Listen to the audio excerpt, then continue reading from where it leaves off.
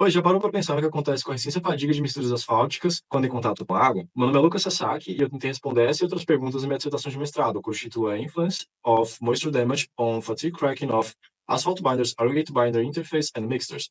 E por que esse tema é relevante? Bom, o revestimento asfáltico ele pode sofrer o trincamento, que é um defeito, num curto ou longo período de tempo. Isso é um problema bastante sério quando isso acontece num curto período de tempo, sobretudo com influência da água. Em que esferas esse problema é relevante? Na esfera financeira, de tempo e do meio ambiente, uma vez que há um problema de manejamento dos recursos naturais que são utilizados para a construção e reabilitação dessas rodovias com defeito.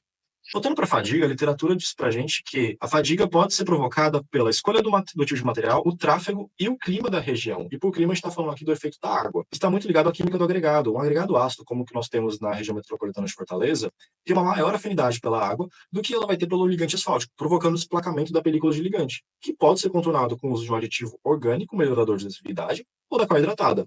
Assim, na minha pesquisa, a gente teve 3 frentes de trabalho: do ligante asfáltico, da interface agregado ligante e da mistura asfáltica completa, realizando ensaios de rigidez, fadiga e de ruptura, com as combinações de material que foram o agregado gnásico, que é ácido, o ligante puro, o melhorador orgânico e a cal hidratada, para ensaios secos e pós-condicionamento de umidade. E quais foram os resultados interessantes que a pesquisa trouxe para a gente? A gente observou que talvez avaliar apenas a escala do ligante para observar os efeitos da umidade no trincamento por fadiga não seja interessante, apesar de termos observado algumas variações.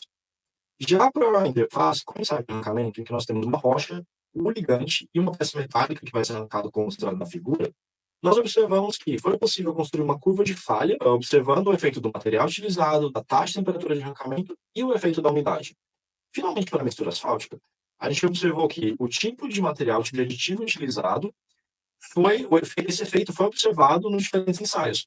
Assim, foi observado que a cal hidratada tem um comportamento melhor do que o melhorador orgânico de adesividade, que é melhor do que o ligante puro para a resistência ao efeito da umidade, sobretudo na fadiga, em diferentes indicadores, como a evolução do dano, o fator de fadiga e até mesmo a máxima deformação tolerada para um determinado número de ciclos. Isso também é observado na simulação em diferentes softwares, como o CAP3D, que é desenvolvido na UFC, FlexPave, que é desenvolvido na Universidade da Carolina do Norte, e a gente pode ver isso também com algumas figuras do FlexPave. Aqui na primeira linha, eu trago as figuras do evolução trincamento em 12 e 120 meses de misturas secas e na segunda linha de misturas após o dano por umidade. A gente observa que a umidade afeta severamente a evolução do trincamento, deteriorando muito mais rápido as estruturas. E a gente tem algumas conclusões desse trabalho, que talvez avaliar a fadiga de misturas asfálticas sem o efeito da umidade pode superestimar a vida útil das misturas.